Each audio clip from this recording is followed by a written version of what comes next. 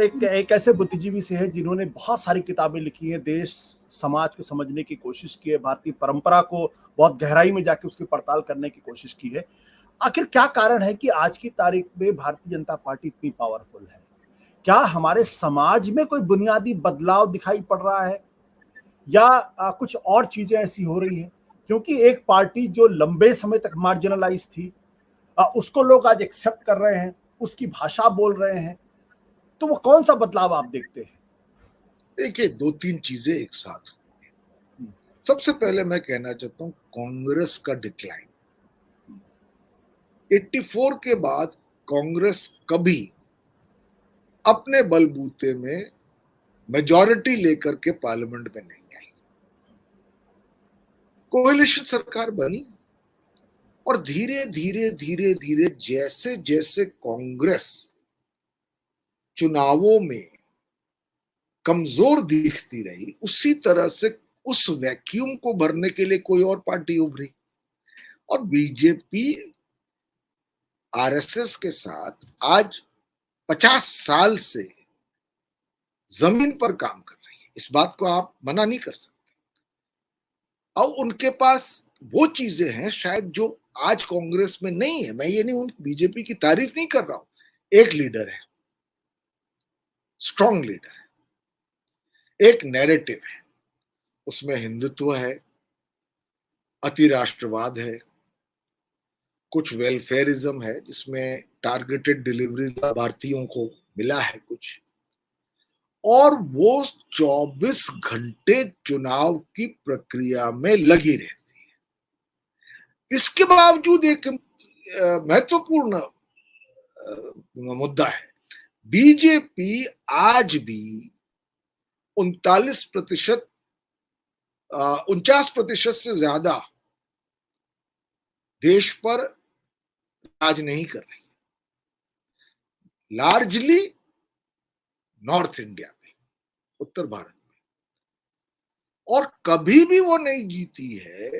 पहली बार 2014 में 31% से उसको पूर्ण बहुमत मिली, फिर 37% पे मिली, यानी 60% से ज्यादा लोग बीजेपी का समर्थन नहीं कर रहे हैं।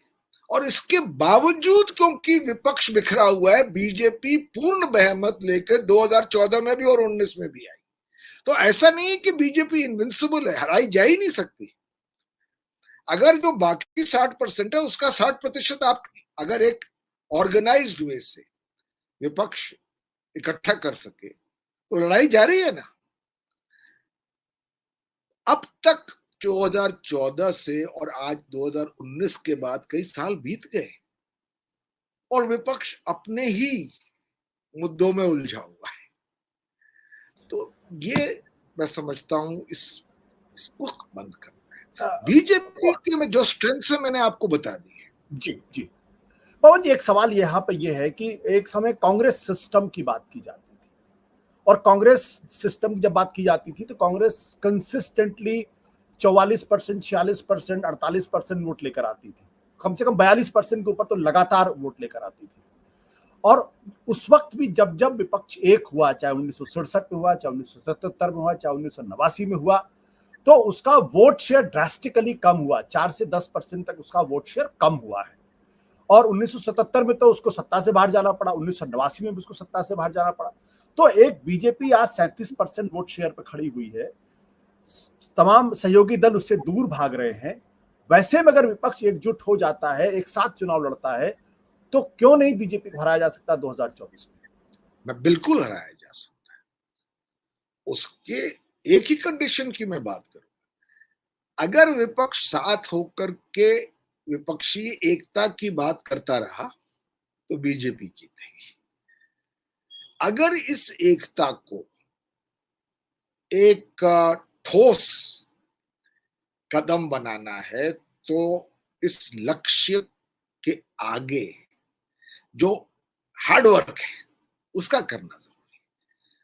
और उसमें मैं समझता हूं नीतीश कुमार जी सबको एक साथ ला करके एक आगे प्रोग्राम ऑफ एक्शन बनाने में शायद एक महत्वपूर्ण भूमिका निभा सकते हैं।